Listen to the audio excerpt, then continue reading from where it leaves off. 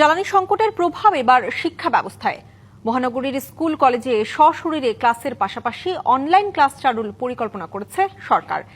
এ নিয়ে আলোচনা হবে মন্ত্রিসভায়। তবে শিক্ষার্থী ও অভিভাবকদের মতামত যেমন মিশ্র, তেমনি শিক্ষা গবেষকরা বলছেন স্কুল কলেজ নয়, বরং জ্বালানি সাশ্রয়ে বিশ্ববিদ্যালয় পর্যায়েই বেশি নজর দেওয়া প্রয়োজন।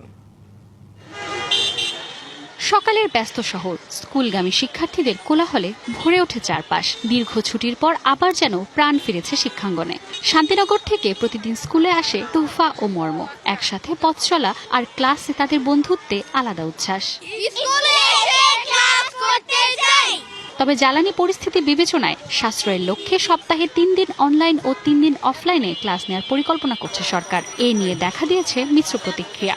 অফলাইনে হলে ভালো হয়। যদি আমি অনলাইনে ক্লাস করি তাহলে আমি বন্ধুদেরকে অনেক মিস করব। নেট না থাকলে ক্লাস করতে পারি না, ক্লাস মিস হয়ে যায়। অফলাইন হলে ক্লাসটা ভালো হয়, কারণ অনলাইনে আমরা যে বিভিন্ন বিষয়ে যে ডাউট ওটা ক্লিয়ার হয় না। শুধু শিক্ষার্থী নয়, এই পরিবর্তন নিয়ে ভাবছেন অভিভাবকরাও। সন্তানের পড়াশোনা আর মানসিক বিকাশ দুটোর মধ্যে ভারসাম্য নিয়েই তাদের চিন্তা। ও 2তে পড়ে, আরেকটা বেবির নার্সারিতে পড়ে। এখন যদি দুজনের ক্লাসে অনলাইনে হয় তাহলে আমি বাসায় বসে কিভাবে মেনটেন করব? আমার নেটওয়ার্ক থাকে না, ইন্টারনেট থাকে না, কিভাবে ক্লাস নেবে? সরকার তো বুলশিট তো নিচ্ছে। আমার থেকে মনে হয় 3 দিন যে অনলাইনে দিচ্ছে এটা ভালোই হবে।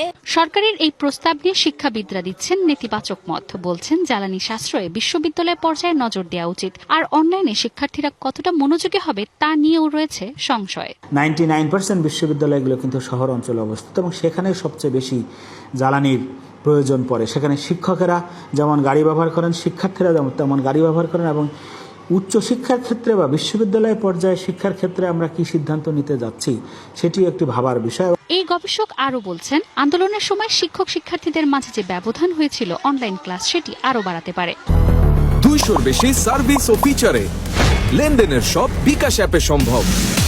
এই জুলাই বিপ্লবের পূর্ববর্তী অবস্থায় এখন পর্যন্ত ফিরে যেতে পারেনি। সেই জায়গায় শিক্ষা মন্ত্রণালয়ের প্রথম কাজটা দরকার এই শিক্ষা ব্যবস্থার একটা স্বস্তিমূলক পরিবেশ তৈরি করা, যাতে করে আমরা এই বৈশ্বিক পরিস্থিতি মোকাবেলার জন্য যদি নিতান্তই প্রয়োজন পড়ে তখন এই সিদ্ধান্তটা নিলে আমি মনে করি শিক্ষার জন্য মঙ্গলজনক হবে। সময়ের চাহিদা আর বাস্তবতার সমন্বয়ে শিক্ষার নতুন পথ কি তবে মিশ্র পদ্ধতিতেই? অনলাইন ভিত্তিক শিক্ষা ব্যবস্থা নিয়ে সে প্রশ্ন কিন্তু থেকেই গেল। Manjuma Firoz Nilima, DBC news, Dhaka.